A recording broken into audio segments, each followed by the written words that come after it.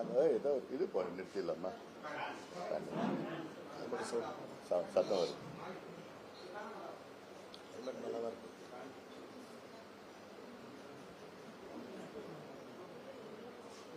இங்க இருக்கு. இங்க ஒரு ஆள் நிக்க சொல்லு, திறந்து வருவானு சொல்லு, இப்படி வர சொல்லு. இங்க ஒரு ஆள் இருக்கு, அங்கேயே நின்றுங்க. இப்படி வர சொல்லு. போலாம். அன்பு ஊடக நண்பர்களுக்கு வணக்கம்.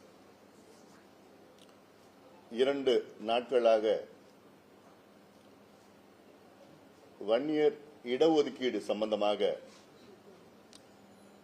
பொய்யான செய்திகள் திமுக அரசால் வெளியிடப்பட்டு பல ஊடகங்களில் வந்து கொண்டிருக்கிறது. இதை தெளிவுபடுத்தத்தான் இந்த செய்தியாளர்கள் சந்திப்பு.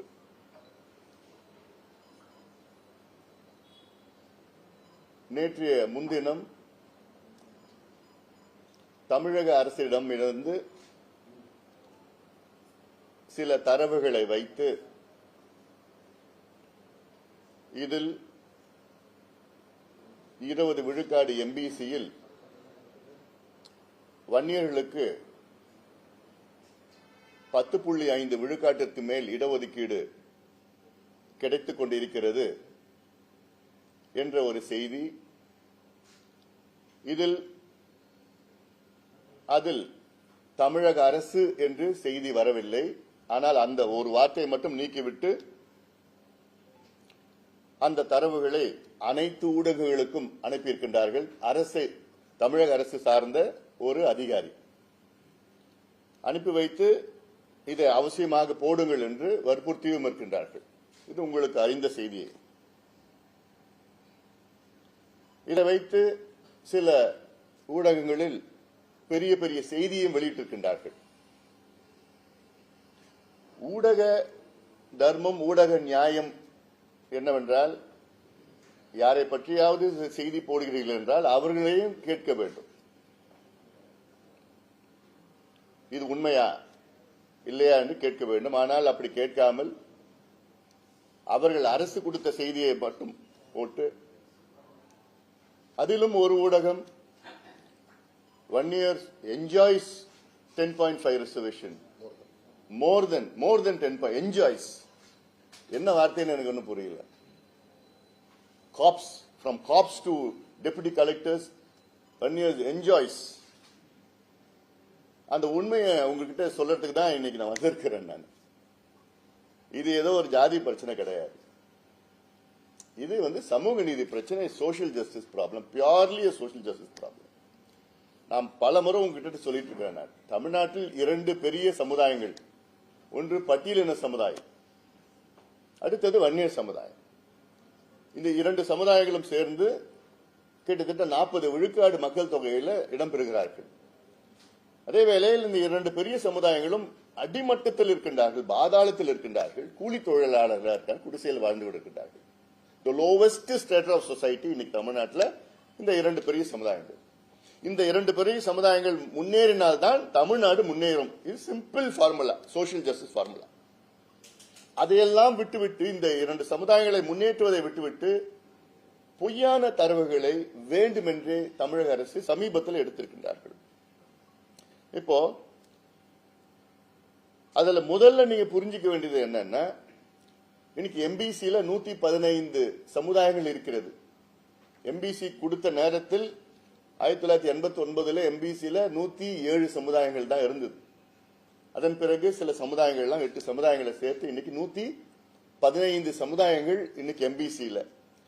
அந்த 115 சமுதாயங்களில் 114 சமுதாயங்கள் 6.7 விழுக்காடு மக்கள் தொகையில் இருக்கின்றார்கள். ஒரு சமுதாயம், வன்னியர் சமுதாயம் 14.1 விழுக்காடு மக்கள் தொகையில், தமிழ்நாட்டு மக்கள் தொகையில்.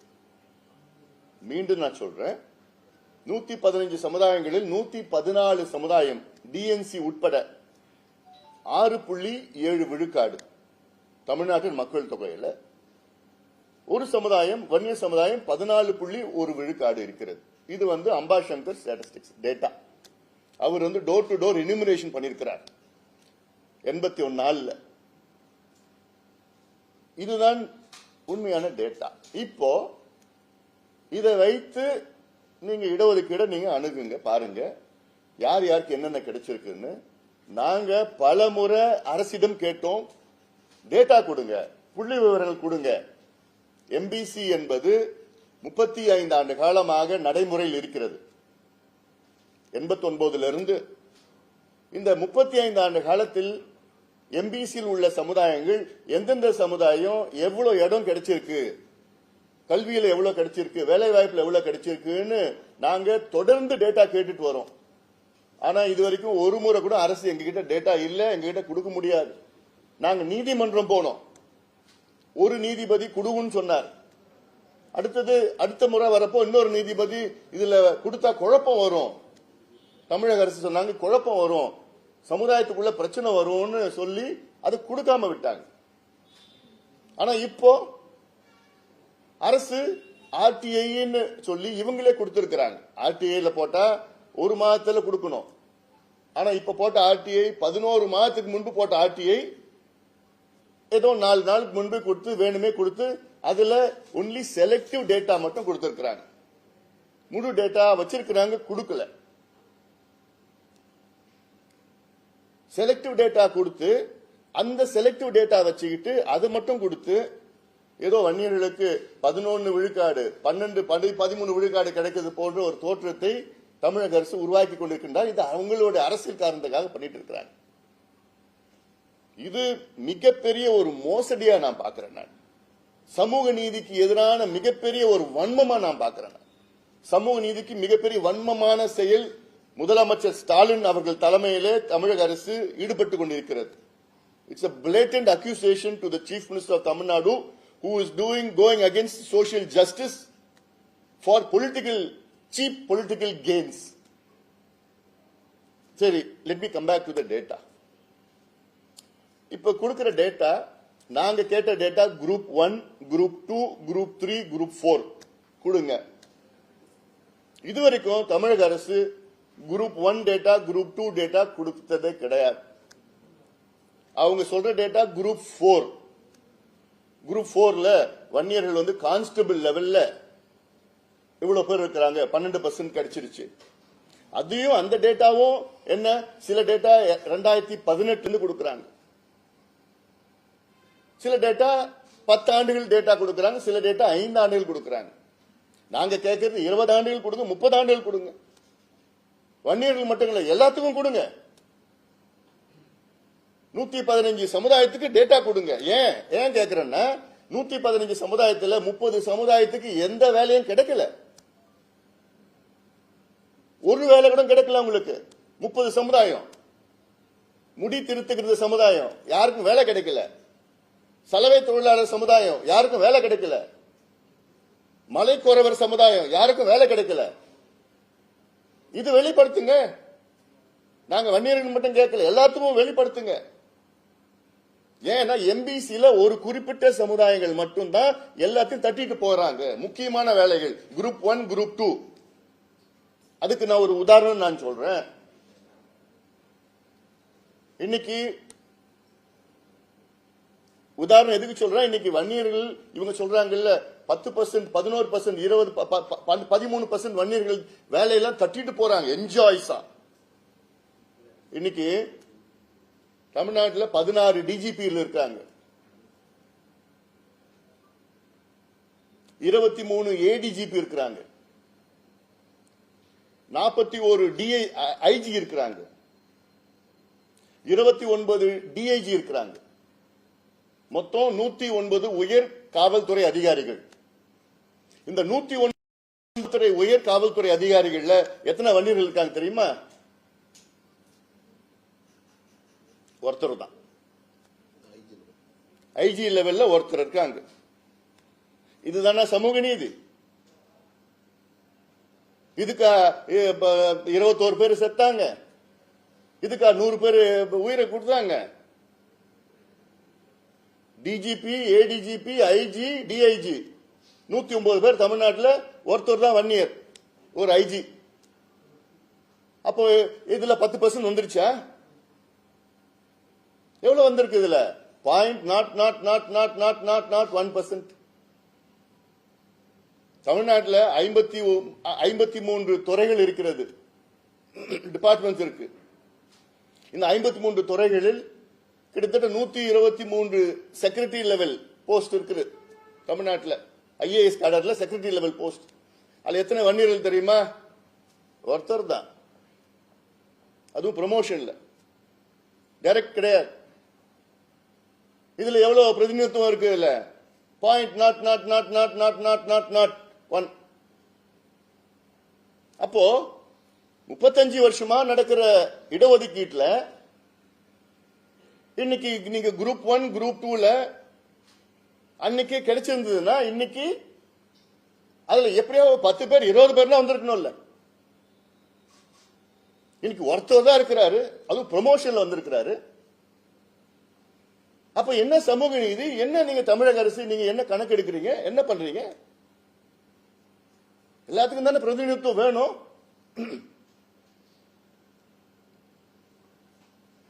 இத எங்களுக்கு இதுக்கு பதில் வேணும். எங்களுக்கு we want a white paper on MBC reservation right from 1989. 89 இருந்து எம்பிசி என்னைக்கு உருவாகுதோ 89 இருந்து எங்களுக்கு வெள்ள அறிக்கை கொடுங்க. எந்த சமுதாயத்திற்கு என்னென்ன வேலைகள் கிடைச்சிருக்கு, என்னென்ன படிப்பு கிடைச்சிருக்கு. இதுல ஒரு செய்தி அந்த பேப்பர்ல, டெபுட்டி கலெக்டர் தமிழ்நாட்டில் 530 பேர், அதுல 63 பேர் வன்னியர்கள். அந்த 63 பேர் வன்னியர்கள்ல 23 பேர் தான் தேர்வு செய்யப்பட்டவர்கள், டைரக்ட் ரெக்ரூட்மெண்ட். மீதி பேர்லாம் ப்ரமோஷன்ல வந்தவங்க. 40 பேர் ப்ரமோஷன்ல வந்தவங்க, ரெவென்யூ இன்ஸ்பெக்டர்ல இருந்து ப்ரமோஷன்ல வந்தவங்க. எல்லாத்தையும் சேர்த்துட்டு 63 பேர். இது பார்த்தா 11%. என்னையா அநியாயம்? அதெல்லாம் என்ன அநியாயம்? தமிழ்நாட்டு இந்தியா சுதந்திரம் கிடைச்சி கிட்டத்தட்ட இன்னைக்கு 78 வருஷம் ஆயிடுச்சு.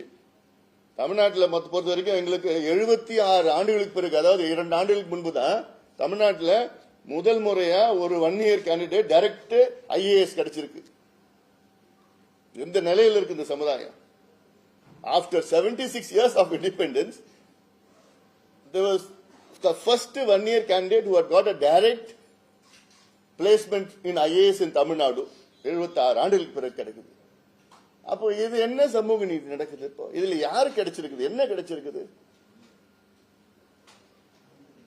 இத முதலமைச்சர் அவர்கள் சமூக நீதி கிடைக்க, ஏன்னா அவருடைய பொறுப்பு இது அவருடைய பொறுப்பு. இது மாதிரி பொய் பிரச்சாரம் எல்லாம் நிறுத்துங்க முதலமைச்சர் அவர்களே. நீங்களும் உங்க அமைச்சர்களும் சேர்ந்து இந்த பொய் பிரச்சாரத்தை நிறுத்துங்க முதல்ல. இது என்ன பொறுத்த வாயில் நிறைய வார்த்தைகள் வருது, கோபமா இருக்கிறோம். இந்த கேடுகிட்ட செயலெல்லாம் நிறுத்துங்க, எல்லாம் வேண்டாம். உங்க அப்பா எப்படி இருந்தாரு? கலைஞருக்கு உண்மையான சமூக நீதி மேல அக்கறை உள்ளவர். அதனால்தான் ஒவ்வொரு முறையும் அவர் அணுகிறப்போ இது செய்யணும் இது செய்யணும்னு சொல்லி செஞ்சுட்டார். ஆனா நீங்க அரசியல் காரணத்துக்காக இது போன்ற மலிவான அரசியல், அதாவது சீப் பாலிடிக்ஸ், பொய் செய்தியை சொல்லிட்டு ஏன் உதவ் என்ன உங்க பேப்பர்ல என்ன எங்க கிட்ட கேட்க முடியாதா? ஹிந்து பேப்பர்ல நாங்க ஹிந்து பேப்பர் எவ்வளவு மதிக்கிறோம். நாங்க அது ஒரு டேப்லர் காலம் வேற போட்டு வச்சிருக்கீங்க. Ramakrishnan is one of the most senior respected journalist. ஒரு ஆர்டிகல் போன்றீங்கன்னா எங்கிட்ட கேட்கணும்ல, எங்கிட்ட ஒப்பீனியன் கேட்கலாம்ல. பாலு நம்பர் வச்சிருக்கீங்கல்ல. அதுல என்ன ஒரு காலத்துல 2018 பத்தி அது மட்டும் தான் போட்டு வச்சிருக்கீங்க. குரூப் 4ல போட்டு வச்சிருக்கீங்க. அது இது எம்பிபிஎஸ் எவ்வளோ என்ன 10 வருஷத்துக்கு போட வேண்டியதானே? இல்ல அது தெளிவா பண்ணலாம் இல்ல, அது கேட்கலாம் இல்ல, டீட்டெயில் கேட்கலாம் இல்ல. அவங்க கொடுத்த டேட்டா கொடுத்தா அப்படியே போட்டுடுவீங்களா? கேட்க மாட்டீங்களா? ஏன் குரூப் 1 கேளுங்களா, எவ்வளவு கிடைச்சிருக்கு கேளுங்க. I will definitely speak. ஏன்னா வேற பேப்பர்ல விட பரவாயில்ல, இந்து பேப்பர்ல போய் இப்படி ஒரு சும்மா போய் ஒரு பொய் செய்றீங்க.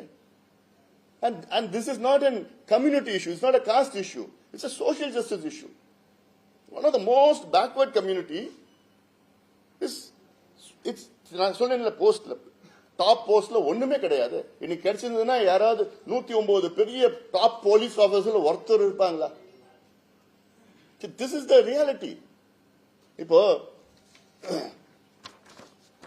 இப்போ இது வந்து தமிழ்நாடு சிவில் சர்வீஸ் குரூப் 1, இது எங்களுக்கு கிடைச்சு நாங்க எப்படியோ எடுத்திருக்கிறோம், இந்த டேட்டா எடுத்திருக்கிறோம். குரூப் 1ல 2013ல டோட்டல் போஸ்ட் வந்து 79 போஸ்ட். அதுல எம்பிசிக்கு வந்து 16, அதுல எம்பிசி விக்கு வந்து 7, அது 1 இயர் எம்பிசி வினா 7 சொல்லிடுறேன் போட்டோ. மற்றபடி டிஎன்சி அதர் எம்பிசி எல்லாம் பாத்தீங்கன்னா 9. மொத்தம் எவ்வளவு வந்திருக்குன்னா 8.8 வந்திருக்கு குரூப் 1ல. இது 2013ல இருந்து 2015, 2019, 2020, 2024 இந்த வருஷமும் இப்போ கொஞ்ச நாளுக்கு முன்பு வந்து முதலமைச்சர் ஸ்டாலின் அவர்கள் 95 பேருக்கு வந்து அந்த இதை கொடுத்தார், அப்பாயின்மெண்ட் ஆர்டர் கொடுத்தார். குரூப் 1க்கு அப்பாயின்மெண்ட் ஆர்டர் கொடுத்தார் 2020 இந்த வருஷம். அதுல 19 பேரு தான் எம்பிசி. 95 அப்பாயின்மெண்ட்ஸ்ல 19 வந்து எம்பிசி. அதுல 1 இயர் எவ்வளவுனா 5 பேர் தான். டிஎன்சினா 6 பேர், அதர் எம்பிசினா 8 பேர். அப்போ மொத்தமா அதுல 1 இயருடைய பிரதிநிதித்துவம் எவ்வளவுனா only 5.2%. மத்தவங்களுக்கு எம்பிசில மத்தவங்களுக்கு வந்து 14.8%. அப்போ இதுல நான் ஒரு எக்ஸாம்பிள் சொல்றேன். இன்னைக்கு 14% இருக்கிற ஒரு கம்யூனிட்டிக்கு வெறும் 5% தான் கிடைக்குது எம்பிசில. 6.7% உள்ள மற்ற கம்யூனிட்டிஸ்க்கு 15% கிடைக்குது. மோர் தென் double R 2.5 times their strength. அப்ப இதுதான் சமூக நீதி, இதுதான் சோசியல் ஜஸ்டிஸா? இது ஒரு அரசாங்கம், ஒரு முதலமைச்சர் இது சரிப்படுத்தணும், இது ஸ்டடி பண்ணி சரிப்படுத்தணும்.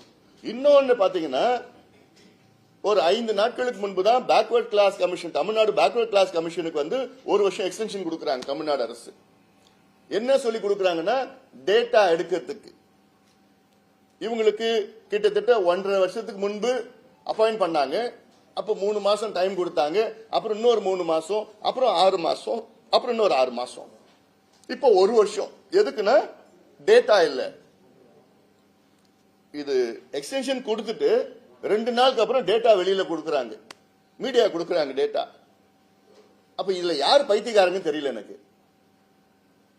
டிஎன்பிஎஸ்சி பைத்தியக்காரங்களா, இது பேக்வர்ட் கிளாஸ் கமிஷன் பைத்தியக்காரங்களா, இல்ல மக்கள் பைத்தியக்காரங்களா? நீ ஒரு பக்கம் எக்ஸ்டென்ஷன் கொடுக்குறீங்க, 1 வருஷம் டேட்டா கலெக்ட் பண்ணுன்னு, 2 நாள்ல டேட்டா நீங்க வெளியிடுறீங்க, அது செலக்டட் டேட்டா வெளியிடுறீங்க. அப்ப என்னதான் நாடகம் நடிக்கிறீங்க? என்ன நாடகம் இதுல? எதுக்கு நாடகம்? இந்த நாடகம் என்ன டிராமா இது? திமுகவுக்கும் சமூக நீதிக்கும் எள்ளளவும் சம்பந்தமே கிடையாது. நான் பலமுறை சொல்லியிருக்கிறேன். நான் இன்னொரு எக்ஸாம்பிள் நான் சொல்றேன். அதுக்கு இது திமுகவுடைய அவங்களுடைய கட்சியினுடைய இன்டர்னல் இஷ்யூ. அது நான் இப்பயே சொல்றேன். It is their internal problem of the team DMK, whatever I am saying இருக்கு. இதுல எல்லா சமுதாயத்துக்கும் அமைச்சர் பதவி கொடுக்கணும். அதுல நியாயம் நிச்சயமா எல்லா சமுதாயம் கிடைக்கணும். நான் யாருமே வந்து இழிவா நான் பேசல, யாரும் வந்து அதிகமா நான் பேசல. நான் but I want to expose the DMK's social justice blank talk. உதாரணம், இப்போ நடந்து முடிய சட்டமன்ற தேர்தல் திமுகவுக்கு வந்து 131 சட்டமன்ற உறுப்பினர்கள் வெற்றி பெற்றார்கள். அந்த 131 பேர்ல சமுதாயத்தில், அதாவது ஒரு சமுதாயம் அதிகமான எண்ணிக்கையில் வெற்றி பெற்றது வந்து வன்னியர் சமுதாயம். 23 சட்டமன்ற உறுப்பினர்கள். அவர்களுக்கு வெறும் 3 அமைச்சர்கள் தான் கொடுத்திருக்கிறாங்க. 2வது அதிகமா வெற்றி பெற்ற சமுதாயம் பாத்தீங்கன்னா பட்டியலின சமுதாயம், தாழ்த்தப்பட்ட சமுதாயம். 21 இடத்துல வெற்றி பெற்றிருக்கிறார்கள். அவங்களுக்கும் வெறும் 3 அமைச்சர்கள் தான் கொடுத்திருக்கிறாங்க. அடுத்தது முக்குளத்தோர் சமுதாயம், தேவர் சமுதாயம். அவர்கள் வந்து 12 சட்டமன்ற உறுப்பினர் வெற்றி பெற்றிருக்கிறார்கள். அவர்களுக்கு 5 அமைச்சர்கள். நான் யாருக்கும் கொடுக்க வேணாம், நான் யாரும் சொல்லல. நான் அடுத்தது வெள்ளாள கவுண்டர் சமுதாயம் 9 சட்டமன்ற உறுப்பினர் வெற்றி பெற்றார்கள். அவர்களுக்கு 3 அமைச்சர்கள். அடுத்தது நாடார் சமுதாயம் 7 சட்டமன்ற உறுப்பினர்கள் வெற்றி பெற்றார்கள். அவர்களுக்கு 3 உறுப்பினர்கள். அடுத்தது நாயுடு சமுதாயம் 15 சட்டமன்ற உறுப்பினர்கள் வெற்றி பெற்றார்கள். அவர்களுக்கு 3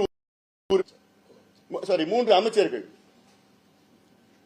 அடுத்தது முதலியார் சமுதாயம் 10 உறுப்பினர்கள் வெற்றி பெற்றார்கள். அவர்களுக்கு 2 உறுப்பினர்கள். அடுத்தது இசைவேளாளர் சமுதாயம் 2 உறுப்பினர்கள், 2 அமைச்சர்கள். அது யாருன்னு உங்களுக்கு தெரியும். அடுத்தது 3 ரெட்டியார் சமுதாயம் உறுப்பினர்கள், அதற்கு 2 அமைச்சர்கள். அதுக்கப்புறம் மற்றதெல்லாம் பாத்தீங்கன்னா ஒன்னு தான் வந்திருக்குது. இன்னும் எல்லாத்துக்கும் கொடுக்கணும். முத்தரையர்களுக்கு பார்த்தா 4 பேர் ஜெயிச்சிருக்காங்க, நான் 1 தான் கொடுத்திருக்காங்க. இஸ்லாமியர்களுக்கு 3 வெற்றி பெற்றிருக்காங்க, 1 கொடுத்திருக்காங்க. இப்படி மீனவர்கள் சமுதாயம் 2 வெற்றி பெற்றிருக்காங்க, 1 கொடுத்திருக்காங்க. இப்படி எல்லாம் இருக்கு. நான் இன்னும் கூடுதலா கொடுக்கணும், தப்பு கிடையாது, எல்லாம் நான் யாரும் சொல்லல. ஆனா 2 பெரிய சமுதாயம், தாழ்த்தப்பட்ட சமுதாயமும் சரி, வன்னிய சமுதாயமும் சரி, திமுகவுக்கு அதிக சட்டமன்ற உறுப்பினர்கள் பெற்றுக் கொடுத்திருக்கிறார்கள். இது 2த்தையும் சேர்த்து பாத்தீங்கன்னா 23, 21, 44 உறுப்பினர்கள். திமுக 131 உறுப்பினர்களில் 44 உறுப்பினர்கள் தாழ்த்தப்பட்ட சமுதாயமும் வன்னிய சமுதாயத்தை சார்ந்தவர்கள். ஆனா இவங்களுக்கு கிடைச்சது எவ்வளவு அமைச்சர் பதவினா வெறும் 6%. எடுத்துங்க, 34ல 6ன்னா எவ்வளவு? கிட்டத்தட்ட ஒரு 17.5%, அதிகமா 18% வச்சுக்கலாம்.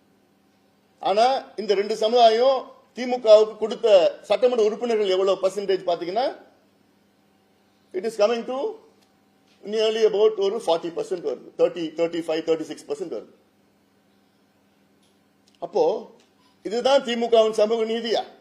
அதுவும் பட்டியலின சமுதாயத்தில் அங்க இருக்கின்ற அமைச்சர்களோட நிலையை பாருங்க. திமுக 34 அமைச்சர்கள். அதுல புரோட்டோகால் படி பார்த்தா முதல் அமைச்சர் முதல் புரோட்டோகால், 2வது புரோட்டோகால் துரைமுருகன் கிடைச்சிருக்கு. ஆனா கடைசியில புரோட்டோகால் 34வது அமைச்சருடைய புரோட்டோகால் யாருன்னா கயல்விழி செல்வராஜ். அவர் தேவேந்திர குல சமுதாயத்தை சார்ந்தவர். 34வது இடத்துல இருக்கிற புரோட்டோகால் கடைசி புரோட்டோகால். 33வது இடத்துல புரோட்டோகால் நம்ம ஃபாரஸ்ட் மினிஸ்டர் மதிவேந்தன். அவர் பாத்தீங்கன்னா 33வது இடத்துல, அவர் அருந்ததி சமுதாயத்தை சார்ந்தவர். அதுக்கப்புறம் பார்த்தா 31வது இடத்துல, 32 தெரியல யாருன்னு தெரியல, 31வது இடத்துல யாருன்னா கணேசன், அவர் ஆதி திராவிட சமுதாயத்தை சார்ந்தவர்.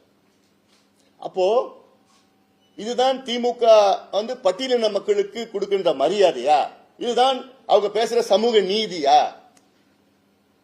ஏன் பட்டியலின மக்களுக்கு வேற நல்ல உயர்ந்த பொறுப்பு கிடைக்காதா? உயர்ந்த புரோட்டோகால் கிடைக்காதா? நல்ல துறை கிடைக்காதா? பிடபிள்யூடி கொடுக்க மாட்டீங்களா? எலக்ட்ரிசிட்டி கொடுக்க மாட்டீங்களா? கல்வி கொடுக்க மாட்டீங்களா? அவங்களுக்கு திறமை கிடையாதா? அப்போ இதுதான் நீங்க பேசுற சமூக நீதியா? உங்க சமூக நீதி குப்பையில போடுங்க. திமுகவுக்கும் சமூக நீதிக்கு சம்பந்தம் கிடையாது. பேசுறது ஒண்ணு, செய்யறது ஒண்ணு. வெத்து பேச்சு பேசிட்டு இருக்காங்க. இது நிச்சயமாக வரும் காலத்துல மிகப்பெரிய அளவில் மக்கள் போய் பேச போறோம். இதெல்லாம் இவ்வளவு இருக்கு. நாங்க கேட்கறது என்ன கேட்கிறோம்? வேலையை கூடியா, படிப்பு கூடியா? அதுக்கு தானே இவ்வளவு போராடிட்டு இருக்கிறோம். இதுதானே சமூக நீதி. அதை கொடுக்க முடியல, கொடுக்கறது துப்பு கிடையாது. அதனால இவ்வளவு வந்துட்டாங்க, இவ்வளவு பண்ணிட்டாங்க, இவ்வளவு எடுத்துட்டு போயிட்டாங்க, இவ்வளவு போயிட்டாங்க, பொய் பிரச்சாரம் பண்ணிட்டு இருக்கீங்க. டேட்டா வெளியிடுங்க. ஒரு வெள்ள அறிக்கை உங்களுக்கு உண்மையிலே சமூக நீதி மீது அக்கறை இருந்தால், முதலமைச்சர் ஸ்டாலின் அவர்களுக்கு உண்மையிலே சமூக நீதி மீது அக்கறை இருந்தால், கடந்த 35 ஆண்டு காலத்தில் எம்பிசியில் உள்ள எத்தனை சமுதாயங்களுக்கு என்னென்ன வேலை, என்னென்ன படிப்பு கிடைச்சிருக்குன்னு ஒரு வெள்ளை அறிக்கை இன்னும் ஒரு மாதத்தில் எடுத்து கொடுங்க. இல்ல இனி சமூக நீதி பத்தி நீங்க பேசாதீங்க. பேச தகுதி கிடையாது உங்களுக்குலாம். ஏன்னா கலைஞருக்கு அவ்வளவு இருந்தது. அப்படிப்பட்ட கலைஞரை இன்னைக்கு மெரினா கடற்கரையில் அடக்கம் பண்ண வச்சதே நாங்க தான். நாங்க இல்லைன்னா இன்னைக்கு அவரு மெரினா கடற்கரை அடக்கம் சரி. I don't want to get I don't digress in subject. அதனால இந்த டேட்டா வெளியில கொண்டு வரணும். உண்மையான டேட்டா வெளியில கொண்டு வாங்க. இத நிச்சயமாக முதலமைச்சர் அவர்கள் செய்யணும். சட்டமன்றத்துக்குள்ள தவறான தகவல்களை தொடர்ந்து அமைச்சர்கள் கொடுத்துட்டு வராங்க. இதெல்லாம் நிறுத்திக் கொள்ளுங்கள். நாங்க கேட்கறது நியாயமான பிரதிநிதித்துவம் கேட்கிறோம், அவ்வளவுதான். நியாயமா கொடுங்க.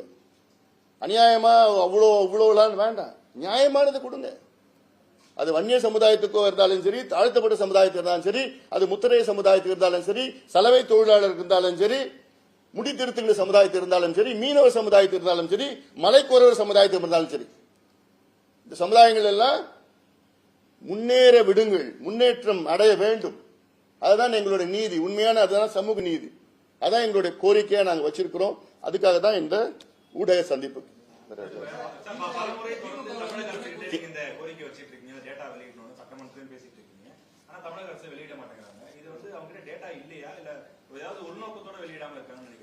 இப்ப டேட்டா வச்சிட்டு இருந்தா அவங்க உள்நோக்கத்தோட தான் நாங்க செயல்படுறாங்க. ஏன்னா நாங்க முதலமைச்சர் ஸ்டாலின் அவர்களை கிட்டத்தட்ட 2 ஆண்டு காலத்தில் எங்க மருத்துவர் ஐயா 3 முறை சந்திச்சாரு. இந்த பிரச்சனைக்காக மட்டும் நான் ஒரு 3 முறை, ஜி.கே. மணி அவர்களும் பாலு அவர்களும் கிட்டத்தட்ட ஒரு 4-5 முறை அதிகாரிகளையும் அமைச்சர்களையும் மட்டும் இல்ல 50 முறைக்கு மேல அமைச்சர்கள் அதிகாரிகள் பேக்வர்ட் கிளாஸ் கமிஷன்ல சந்திச்சு எல்லாம் ஒவ்வொரு முறையும் அவங்க சொல்றது டேட்டா இல்ல, டேட்டா நாங்க சேகரிச்சுட்டு இருக்கிறோம். அப்போ ஆர்டிஐல போட்டு டேட்டா நீங்க வெளியில கொடுக்குறீங்க, கொடுக்க முடியுது. அப்போ ஏன் ஒரு பேக்வர்ட் கிளாஸ் கமிஷன் டேட்டா கேட்கறப்போ ஏன் கொடுக்க முடியல? Backward class commission is a constitutional body. அப்போ நீங்க உண்மையிலேயே உங்களுக்கு அக்கறை இருந்ததுன்னா டேட்டா எல்லாம் கலெக்ட் பண்ணி நீங்க ஜஸ்டிஃபை பண்ணி நீங்க கொடுக்கறதுல அது வேற. நீங்க ரிசர்வேஷன் கொடுக்குறீங்களோ கொடுக்கறது அது வேற. பட் அட்லீஸ்ட் டேட்டா வச்சு நீங்க எல்லாமே சேர்ந்து கலெக்ட் பண்ணி குரூப் 1, குரூப் 2, குரூப் 3, குரூப் 4 இது கடந்த 20 ஆண்டுகள் எடுங்க. செலக்டடா 2 வருஷத்துக்கு முன்னாடி எடுக்கிறீங்க. ஏன்னா சில ஆண்டுகள் 8% கிடைக்கும், கல்வியில சொல்றேன் நான். சில ஆண்டுகள் 11% கிடைக்கும். ஆனா இதுல 8-11க்கு வித்தியாசம் இல்லை. ஏன் 14% 1 இயர் பாப்புலேஷன் இருக்கு. 14% 1 இயர் பாப்புலேஷன். இது அம்பாசங்கர் ரிப்போர்ட். அவர் டோர் டு டோர் எனுமரேஷன் பண்ணியிருக்கிறார். அந்த ரிப்போர்ட் படி 14% 1 இயர் பாப்புலேஷன்ல இவங்க 10 கொடுத்துட்டு 11 கொடுத்து 12 கொடுத்து என்ன நியாயம் இருக்கு பாருங்க. இன்னொன்னு 6.7 விழுக்காடு வச்சிருக்கிற பாப்புலேஷன் மத்தவங்க எல்லாம் அவங்களுக்கு 15 கிடைக்குது. அப்போ என்ன சமூக நீதி இதுல இருக்கு? அப்போ இதுதானே நீங்க எடுத்து கலெக்ட் பண்ணி நீங்க கொலேட் பண்ணி பண்ணணும். ஜாதி வாரிய கணக்கெடுப்பு நடத்தும் சொன்னா அதுவும் பண்ண முடியாது, எங்களுக்கு அதிகாரம் இல்லைன்னு அதுவும் சொல்றீங்க. அப்ப என்னதான் அதிகாரம் உங்களுக்கு இருக்கு?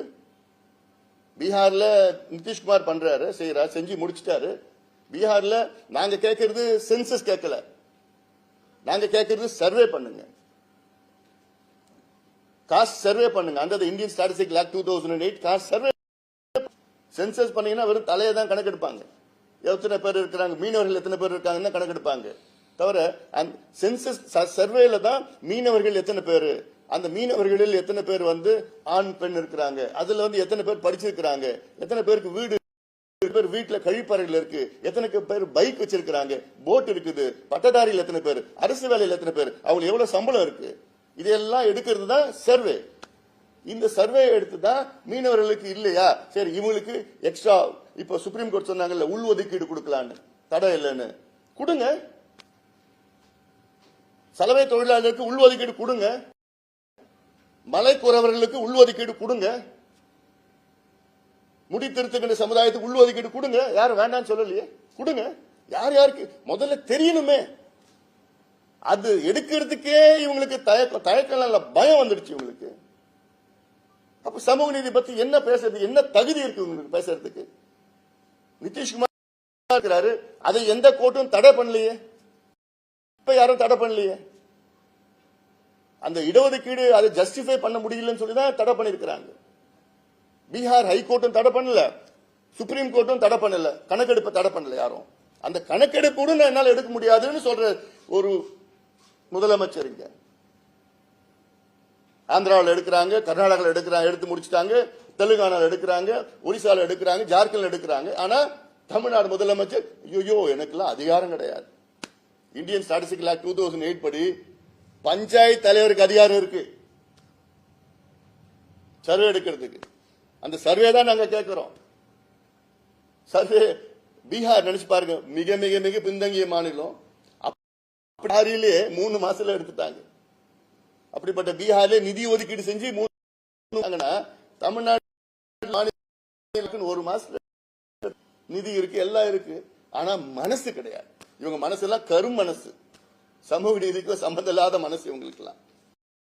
சமூக நீதி பேசுறது அதெல்லாம் உங்களுக்கு திமுகவுக்கோ முதலமைச்சர் ஸ்டாலின் அவர்களுக்கோ அவர் அமைச்சர்களுக்கோ சமூக நீதிக்கும் சம்பந்தம் கிடையாது. மீண்டும் மீண்டும் சொல்றேன் நான். ஆனா இது மக்கள் இது அவங்க டிஎம்கே இது இந்த வர தேர்தலில் பார்ப்பாங்க, நல்லா பார்ப்பாங்க.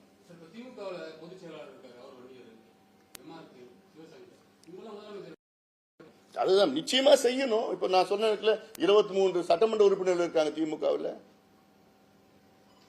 6 பேர் 7 பேர் இருக்காங்க.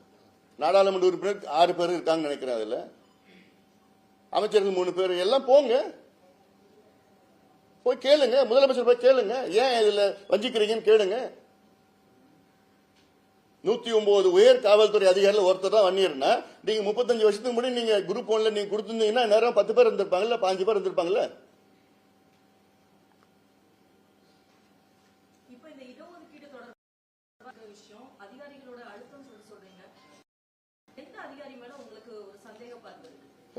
இது collective decision by the government. இது ஏதோ தனிப்பட்ட அதிகாரி சர்க்குலேட் பண்ணுது, அது பிஆர்ஓ இருக்கலாம், அவ்வளவுதான். அவர் தான் எல்லாம் உங்களுக்கு எல்லாம் போன் பண்ணி சொல்லியிருக்கிறார், போடுங்க சொல்லியிருக்கிறார். It's tactics by the government, அவ்வளவுதான். ஒட்டுமொத்த தான் பொறுப்பு இருக்கு. முதலமைச்சர்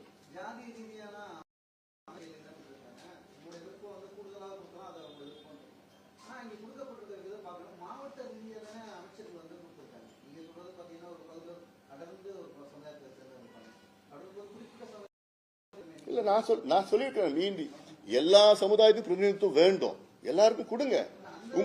உங்களுக்கு யார் அதிகமா கொடுத்து உங்களை யார் வெற்றி பெற வச்சிருக்காங்க? 2 சமுதாயங்கள் தான். தாழ்த்தப்பட்ட சமுதாயம் உங்களை வெற்றி பெற வச்சிருக்காங்க. இந்த 2 சமுதாயத்தை சார்ந்த 44 உறுப்பினர்கள் கொடுத்திருக்காங்க. 131ல 43 கொடுத்திருக்காங்க. இந்த 2 பெரிய சமுதாயம் நீங்க ஆட்சிக்கு வந்திருக்க மாட்டீங்க. அந்த 2 பெரிய சமுதாயத்தை நீங்க குறைந்தது 12 கொடுத்துருக்கணும்.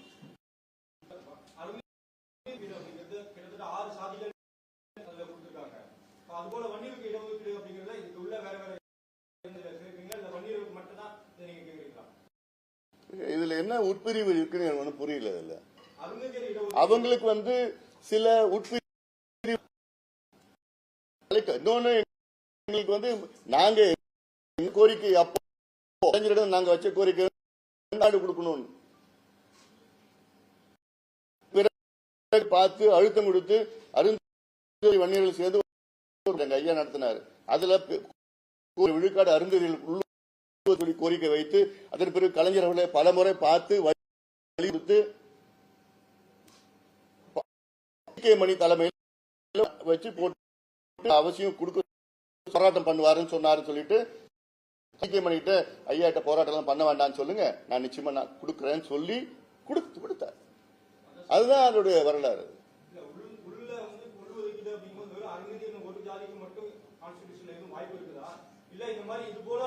ஏன்னா இப்ப சுப்ரீம் கோர்ட் உங்களுக்கு தெளிவா சொல்லிட்டாங்க. சுப்ரீம் கோர்ட் யாருக்கு வேணா உள் ஒதுக்கீடு கொடுக்கலாம், கம்யூனிட்டி கொடுக்கலாம், இல்ல குரூப் ஆஃப் கொடுக்கலாம், டிபெண்டிங் ஆன் தி ஸ்டேட்ஸ். இதுக்கு முடிந்து மத்திய அரசு தான் பண்ணணும், national backward class national SC commission பரிந்துரை பண்ணலாம், அதெல்லாம் தேவையில்லைன்னு சுப்ரீம் கோர்ட் தெளிவா சொல்லிட்டாங்க. மாநில அரசு அதிகாரம் இருக்கு, மாநில அரசு உள்ள கிளாசிஃபை பண்ணலாம், எல்லா அதிகாரமும் எப்படி வேணா பண்ணலாம், சிங்கிள் கம்யூனிட்டி கொடுக்கலாம், குரூப் ஆஃப் கம்யூனிட்டிஸ் கொடுக்கலாம், எல்லாம் பண்ணலாம். அந்த அதிகாரம் மாநில அரசுக்கு இருக்குன்னு சுப்ரீம் கோர்ட் சொல்லிட்டாங்க. கான்ஸ்டிடியூஷன் 7 ஜட்ஜ் பெஞ்ச் அது. உள்ஒதுக்கீடு கொடுக்கிறது டிஎன்சி சமூகங்கள் பெரிய அளவுல எதிர்க்கிறாங்க. தேனி மாவட்டம், மதுரை மாவட்டத்தில் அப்பவே போராட்டங்கள் நடந்துச்சு. இது நான் மாத்தி கேட்கிறேன் இப்போ. ரைட், நல்ல கேள்வி கேட்டீங்க. இப்போ இவங்க சொல்றாங்கல்ல டேட்டா வன்னியர்கள் வந்து 10% 11% கிடைச்சிருக்குன்னு ஒரு பக்கம் சொல்றாங்க, டேட்டா சொல்றாங்க. அப்புறம் ஏன் எதிர்க்கிறாங்க? ஏன் எதிர்க்கிறாங்க? அப்போ எதிர்க்கிறாங்கன்னா இவங்க வந்து அதிகமா 10% எதிர்க்கிறாங்க. இவங்க விட்டுட்டு போக சொல்லலாம்ல. நாங்க கேட்கறது 10 தானே கேட்கிறோம். இப்போ 10% ஆகோ அவங்களுக்கு 12% 13% கிடைக்குது அப்படின்னு இவங்க சொல்றது, நாங்க கேட்கறது 10 தானே கேட்கிறோம். நல்லதுதானே, அவங்களுக்கு நல்லது தானே. அது மீதி இருக்கிற 9.5% அவங்களுக்கு கிடைக்கும்ல. அப்புறம் ஏன் எதிர்க்கணும்?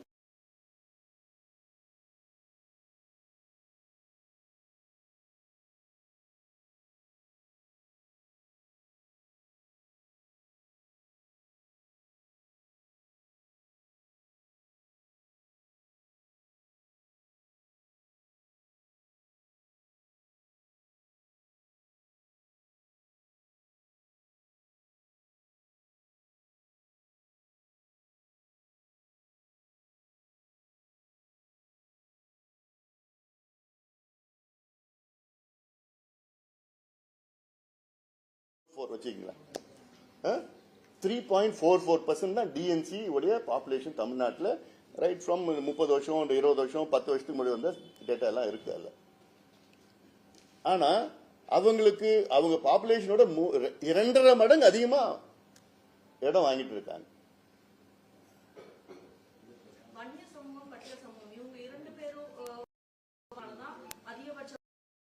அரசியல் உருவாகுதுன்னு சொல்லி இப்ப நீங்க ஒரு விஷயம் சொன்னீங்க. அதாவது சாதிய ரீதி தான் நடக்குது. நம்ம மாற்ற வேண்டியது முதல்ல வந்து இதுல வந்து தனி அந்த பொது இது இல்லாம ஒரு வேட்பாளர் அரசியல்வாதிகளோட கடமை. காலகாலமா சாதி ரீதியா மக்களை பிரிச்சு இதனை மேலும் சமூகம் என்ற வார்த்தையை ஏன் நம்ம சாதின்னு பயன்படுத்தக்கூடாது? சாதின்னு பயன்படுத்தினா சாதி என்பது அடுக்குன்னு சொல்லிட்டு இது மூலமா ஒரு மாற்றம் வரலாம் இல்லைங்க? நிச்சயமா. ஏதாவது எங்க நோக்கமே வந்து சாதியை வந்து ஒழிக்கணும். இதுதான் எங்க கட்சி தொடக்கத்தில் வரைக்கும் கட்சியினுடைய கொள்கை. எப்படி நீங்க ஒழிப்பீங்க? ஏன்னா காலங்காலமா இது வந்து 500-600 ஆண்டு காலமாக சாதியை இன்னைக்கு சமூக அநீதிகள்லாம் நடந்துட்டு வரும். இன்னைக்கு வரைக்கும் நடந்துட்டு வருது. இதுல எங்களோட நோக்கமே அதுதான். எப்படி நீங்க அழிப்பீங்க? எப்படி இருக்கிற வேலை வாய்ப்பு கொடுங்க, படிக்க வச்சு முன்னே ஆட்டோமேட்டிக்கா ஒழிஞ்சிடும். திமுக கிட்ட கேளுங்க, அண்ணா திமுக கிட்ட கேளுங்க. ஏன் வந்து அதிகமா சாதி இருக்கிற இடத்துல அவங்க தான் எம்எல்ஏ, ஏன் அந்த அவங்க தான் அமைச்சர்கள் அந்த மாவட்டத்தில் ஏன் கொடுக்குறாங்க? திமுக கிட்ட கேளுங்க. பேசுறது ஒண்ணு, செய்யறது ஒண்ணு. தரவுகள்லாம் சொன்னீங்க. அதுல வந்து டிஎன்சி சமூகங்கள் 3.44 இருக்கு. ஆனா எண்ணிக்கையில வந்து கூடுதல் 2 மடங்கு அதிகமா உங்களுக்கு கிடைக்குது. நீங்க ஒரு பட்டியல் வெளியில முத்தரையர் மலைப்புற ஒரு மாதிரி சொல்லி அவங்களும் டிஎன்சில தான் இருக்காங்க. ஆனா டிஎன்சி சமூகம் இல்ல. அதுல என்னன்னா நடந்ததுதான். இப்போ நாங்க தணிக்காச்சல ரிப்போர்ட் அது வந்து ஒண்ணு பண்ணல தான் சேர்த்துட்டாங்க கூட. 7 டிஎன்சி பிளஸ் இவங்க எல்லாம் சேர்த்திருக்காங்க. நீங்க மீனவர்கள் எல்லாம் டிஎன்சில சேர்க்க முடியும் வரணும்னு சொல்லிட்டு அது ஒரு உள்ள ஏகப்பட்டு நடந்திருக்குது. அதுல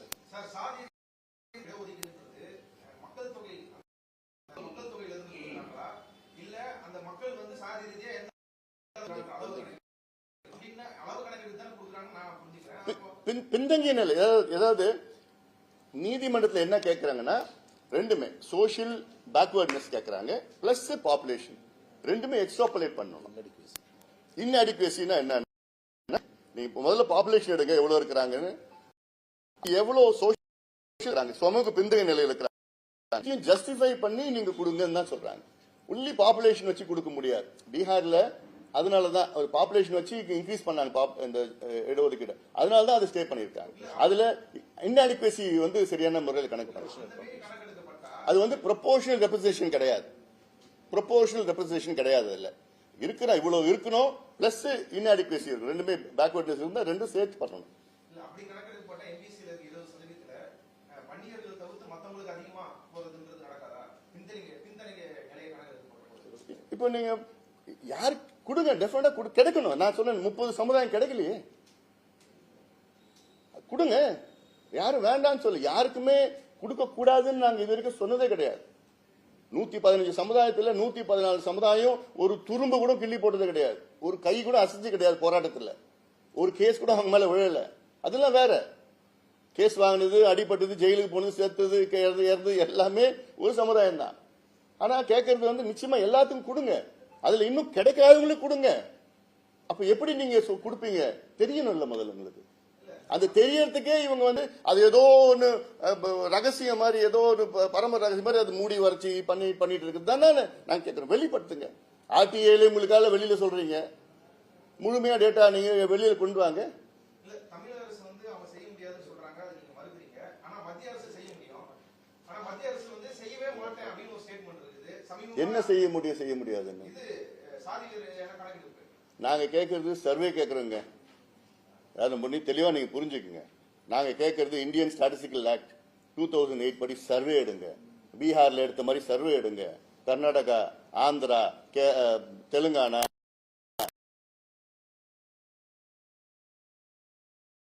பாத்தீங்கன்னா 2026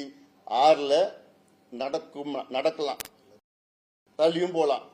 டீலிமிட்டேஷன் பண்ணி சென்சஸ் எடுக்கணும்னு தள்ளியும் போலாம். அதெல்லாம் அது நிச்சயம் கிடையாது. இல்ல அதனால இது சர்வே எடுத்து நீங்க இவ்வளோ நான் எக்ஸ்பிளைன் பண்ணிட்டு இருக்கல. நான் சென்சஸுக்கும் சர்வேக்கும் நீங்க முதல்ல புரிஞ்சுக்குங்க. சென்சஸ்ல வந்து ஒன்லி தலை கணக்கு தான் வரும். இந்தியா ஃபுல்லா எடுக்கணுங்க. அது ஒரு காலம் என்ன ஓபிசியா, ஓபிசில என்ன ஜாதி, அவ்வளவுதான் வரும், காலம் வரும். சர்வேல தான் அதுல இந்த கம்யூனிட்டியா, ஓபிசியில இங்க தமிழ்நாடு எம்பிசியா, எம்பிசியில என்ன கம்யூனிட்டி, மீனவர் கம்யூனிட்டியா, மீனவர் கம்யூனிட்டியில எந்த ஏரியா, அதுல வந்து என்ன வீடு, எவ்வளவு பெரிய வீடு இருக்கு, குடிசையில் இருக்கிறீங்களா, அல்ல வீட்டுல டாய்லெட் இருக்குதா, தண்ணி பைப் தண்ணியா, இல்ல கிணறா, போரா, அவங்க எத்தனை பட்டதாரிகள் இருக்கிறாங்க, அவங்க வீட்டுல பைக் வச்சிருக்காங்களா, கார் வச்சிருக்காங்களா, அவங்க அரசு வேலையில இருக்கிறாங்களா, இது எல்லாமே வந்து ஸ்டேட் தான் எடுக்க முடியும். சென்ட்ரல்ல எடுக்கிறது வாய்ப்பே கிடையாது. இந்த டீடைல் சென்ட்ரல் எடுக்க முடியாது. அதுல ஸ்டேட் தான் எடுக்க முடியும். அதுல தமிழக அரசு அந்த வெளியிட்டிருக்கக்கூடிய அந்த அறிவிப்புல எம்பிசி பட்டியலில் சேர்ந்தவங்களுக்கு கூடுதலாக இடஒதுக்கீடு கிடைச்சிருக்கு. குறிப்பாக வந்து வணிக சமுதாயத்தில் அதிகமாக தகவல் வந்து சொல்றாங்க. அப்படி பார்க்கும்போது எம்பிசியில இருக்கக்கூடிய மக்கள் வந்து குறிப்பாக வன்னியர் மக்கள் மட்டும் வந்து குறிப்பிட்ட அளவு தான் கிடைச்சிருக்கு, மற்றவங்க அதிகமாக கிடைச்சிருக்கு. அவங்க சொல்றது போல மற்றவங்க கம்பேர் பண்ணும்போது அதிகமாக தான் சார் கிடைச்சிருக்கு. யாரு கிடைச்சிருக்கு? தமிழக அரசு அதான் போய் இந்த சந்திப்பே அதுக்கு தானே சொல்றேன். பொய், அதாவது இந்த சந்திப்பே வந்து அப்பட்டமா பொய் சொல்றாங்கன்னு தான் இந்த சந்திப்பை நான் சொல்றேன். ஸ்டாட்டிஸ்டிக்ஸ் சொல்லிட்டு இருக்கிறேன். இல்ல அல்ல ஒரு நீங்க சொல்றத வந்து பொய்ன்னு சொல்றீங்க. ஆனா குறிப்பிட்டு நீங்க சொல்லும்போது எம்பிசியில இருக்கக்கூடிய வன்னியர்களுக்கு இடஒதுக்கீடு அதிகமா கிடைக்கல, மற்றவங்களுக்கு வந்து கிடைக்குது, அது புள்ளி ஒரு தகவல் தெரியல அப்படின்னு நீங்க சொல்ல வரீங்க. இல்லைங்க. அதாவது இதுல எப்படின்னா செலக்டிவா குரூப் 4 கான்ஸ்டபிள் எடுத்திருக்காங்க. கான்ஸ்டபிள்ல சில வருஷத்துல 10% கிடைச்சிருக்குது, 10% கிடைச்சிருக்குது. டிஎஸ்பி எத்தனை சொல்லல, கிளர்க் சொல்றாங்க, டெபுட்டி கலெக்டர் எத்தனை சொல்ல மாட்டாங்க, டிஸ்ட்ரிக்ட் ஜட்ஜ் எத்தனை சொல்ல மாட்டாங்க, அசிஸ்டன்ட் கமிஷனர் இதுல சொல்ல மாட்டாங்க, ஹெச்ஆர்என்சி எல்லாம் சொல்ல மாட்டாங்க. அதெல்லாம் சொல்ல மாட்டாங்க. அதனால நான் சொல்றேன், இப்போ அதுல இல்லாதனாலதான் இன்னைக்கு வந்து 109 உயர் காவல்துறை போலீஸ் ஆபீசர்ல ஒண்ணுதான் இருக்கிறாங்க ஐஜி லெவல்ல. தமிழ்நாட்டில் மொத்தம் 14% மக்கள் தொகையில ஒரு ஐஜி லெவல் ஆபீசர் தான் இருக்குன்னா இது எவ்வளவு சமூக அநீதி. இது என்னம்மா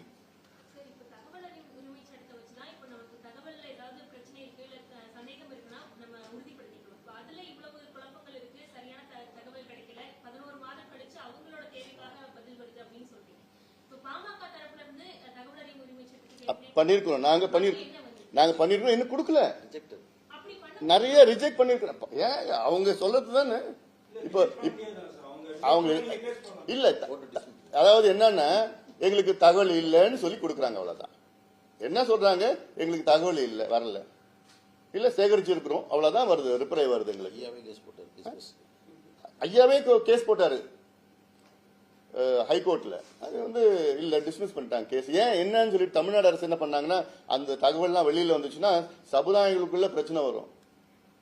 இதுதான் தமிழக அரசு வாதம் பண்ணாங்க ஹைகோர்ட்ல. கண்டிப்பா நம்பகமான தகவல் தான் தருவாங்கன்னு நம்புறோம். ஆனாலும் கூட அவங்க என்ன சொல்லியிருக்காங்கன்னா, அந்த டிஎன்பிஎஸ்சி தேர்ச்சியில 2010ல இருந்து 22க்குள்ள தேர்ச்சி பெற்றவர்கள் 19.5% வந்து வன்னியர்னு சொல்லியிருக்காங்க. மொத்தமே 20% தான். 10 வருஷத்துல தேர்வானதுல 19.5 வன்னியர்ங்கிறது பெரிய முரண்பாடா இருக்கு. அதான் சொல்றேன், இதுதான் நீங்க இந்த கேள்வி அவங்க கிட்ட கேட்கணும். நீங்க அது யார் கொடுத்தான்னு நீங்க தான் சொல்லணும். உங்களுக்கு யார் கொடுத்தா உதவு தான் சொல்லணும். இந்து ஆபீஸ்க்கு யாரு இந்த செய்தி கொடுத்தான்னு சொல்லணும். உதவு சொன்னா நான் கேஸ் போட்டுலாம் அவங்க மேல. இல்ல இல்ல இன்னொன்னு கூட அதுலயே நீங்க இன்னொன்னு ஒரு காலம் பண்ணுங்க. மொத்தம் இருக்கிறது 17 இடங்களுக்கு வந்து செலக்ட் பண்ணிருக்காங்க. அந்த 17ல வந்து எம்பிசி வந்து 7ன்னு போட்டிருக்காங்க. அதுலயே இருக்கு 7 பேர் எம்பிசின்னு. எப்படி 17ல வந்து எம்பிசி மொத்தம் எப்படி 7 வரும்? 20க்கு மேல போகும்ல. அதுலயே தப்பு இல்ல அப்ப சொல்றது. அப்போ இது எல்லாமே குக்ட் அப் ஃபேக்ட்ஸ் தானே பண்ணிட்டு இருக்காங்க. அதுல போகணும் இல்ல. நாங்க வந்து இது வந்து இவங்க கொடுப்பாங்க. ஒவ்வொரு முறையும் வந்து முதலமைச்சர் வந்து இது வந்து நாங்க கணக்கெடுக்கிறோம் பண்றோம், டேட்டா வச்சு நாங்க ஜஸ்டிஃபை பண்றோம் ஒவ்வொரு முறையும் சொல்லியே கிட்டத்தட்ட 2 ஆண்டு காலம் நாங்க அமைதியா சரி பண்ணுவாங்கன்னு அந்த ஒரு சட்டசபையிலே சொல்லியிருக்காரு முதலமைச்சர். சட்டசபையிலே 2023 சொல்லியிருக்கிறார் நிச்சயமா நாங்க செய்வோம்னு. அந்த நம்பிக்கையில தான் இவ்வளவு நாள் இருந்துட்டோம்.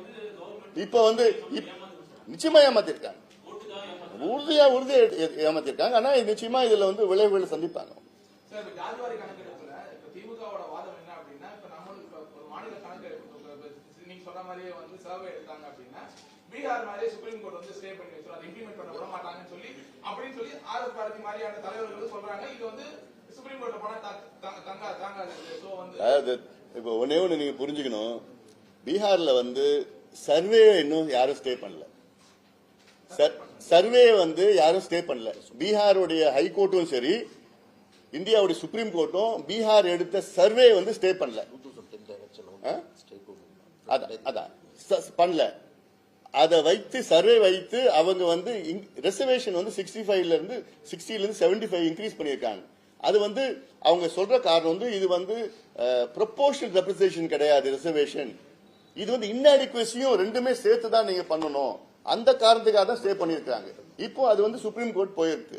சுப்ரீம் கோர்ட்ல வந்து நாங்க we will hear it larger hearing in September சொல்லிருக்காங்க. அவ்வளவுதான். அதனால யாருமே வந்து சர்வே ஸ்டே பண்ணவே இல்லை. இங்க சர்வே கூட நடக்கிறதுக்கு பயப்படுறாங்க. அது இல்லாம இன்னொன்னு முக்கியமானது என்னன்னா, தமிழ்நாட்டில் 69 விழுக்காடு இடஒதுக்கீடுக்கு நீ ஆபத்து வந்திருக்கு. இது நான் திருப்பி தினம் நான் சொல்லிட்டு வரேன் முதலமைச்சர் கிட்ட. முதலமைச்சர் இது கண்டுக்கிற மாதிரி எனக்கு தெரியல. ஏன்னா 2007ல வழக்கு போட்டாங்க.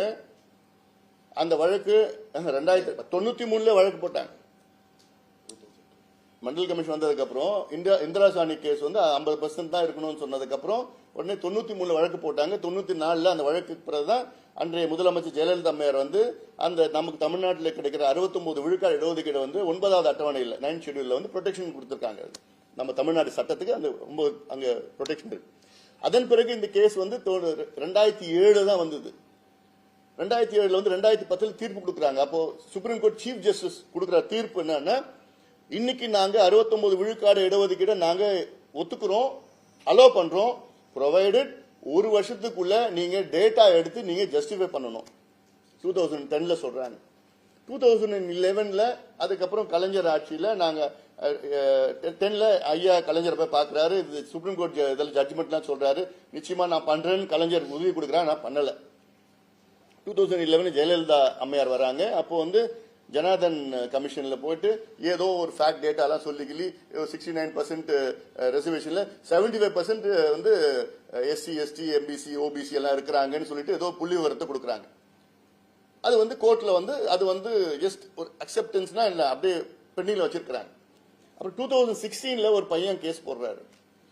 அப்புறம் திருப்பி 2021 இன்னொரு நபர் வந்து கேஸ் போடுறாரு சுப்ரீம் கோர்ட்ல, ஏன் 50% கேப் பண்ணக்கூடாதுன்னு சொல்லி கேஸ் போடுறாங்க. இந்த கேஸ் வந்து அப்போ மராத்தா ஜட்மெண்ட் ரிசர்வேஷன் இஷ்யூ ஓடிட்டு இருக்கிறதுனால சுப்ரீம் கோர்ட்ல என்ன சொன்னாங்க, மராத்தா ஜட்மெண்ட் பிறகு நாங்க இதை எடுப்போம் எடுத்து சொல்ல. அப்புறம் ஏடிஎம்கே கவர்மெண்ட்ல குலசேகரன் ஜஸ்டிஸ் குலசேகரன் கமிஷனை போடுறாங்க. ஏன்னா 69% ரெசர்வேஷனை பாதுகாக்க அந்த டேர்ம்ஸ் ஆஃப் ரெஃபரன்ஸே இருக்கு. 69% ரெசர்வேஷன் பாதுகாக்க ஜஸ்டிஸ் குலசேகரன் கமிஷனை போடுறாங்க. அவங்களுக்கு 6 மாசம் டைம் கொடுக்கறாங்க. அதுக்கப்புறம் பார்த்தா திமுக வந்ததுக்கு அப்புறம் அந்த கமிஷனே நீக்கிறாங்க. அப்போ உண்மையிலே திமுகவுக்கு வந்து சமூக நீதி மேல் அக்கறை இருந்ததுன்னா அந்த குலசேகரன் கமிஷன் எதுக்குன்னா 69% ரெசர்வேஷன் பாதுகாக்க டேட்டா எடுக்கணும் அவரு. ஆனா அதையும் கமிஷன் எடுத்துடுறாங்க. இப்போ அந்த கேஸ் சுப்ரீம் கோர்ட்ல இருக்கு. என்னைக்குன்னா வரும். வந்ததுன்னா ஜட்ஜி கேட்கிற முதல் கேள்வி டேட்டா இருக்கா, டேட்டா இல்லைன்னா 69% ரிசர்வேஷன் முடிஞ்சிருச்சு, அவ்வளவுதான். இதை நான் திருப்பி சொல்லிட்டு இருக்கிறேன். இதுக்கு நீங்க சென்சஸ் டேட்டா எல்லாம் தேவையில்லை, ஏதோ ஒரு டேட்டா கொடுங்க. இந்தியன் ஸ்டாட்டிஸ்டிக்கல் ஆக்ட் 2008 டேட்டா வச்சா நிச்சயமா ஏத்துப்பாங்க. அதுவும் டேட்டா தான். டேட்டா அவங்க தான் டேட்டா கொடுக்கணும், இவங்க எடுக்க முடியாதுலாம் கிடையாது.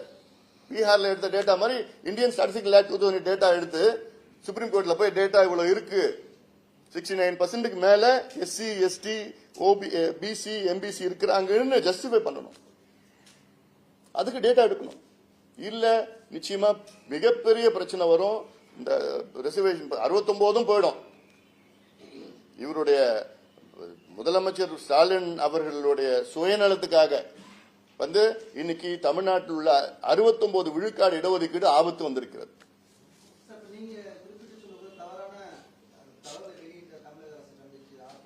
அதெல்லாம் நாங்க உட்காந்து பேசிட்டு இருக்கிறோம். அது என்னென்ன செய்யணுமோ நிச்சயமா நாங்க சட்ட ரீதியிலும் போகணும், அரசியல் ரீதியும் நாங்க அனுப்புவோம்.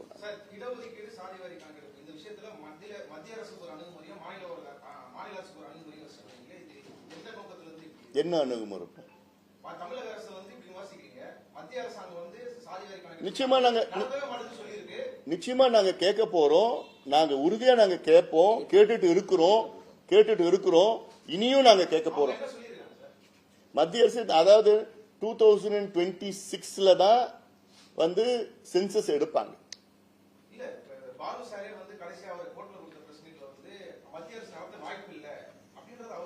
வாய்ப்பு இன்னைக்கு வாய்ப்பு இல்லைங்க. ஏங்க இன்னைக்கு எனக்கு பசி எடுக்குதுங்க.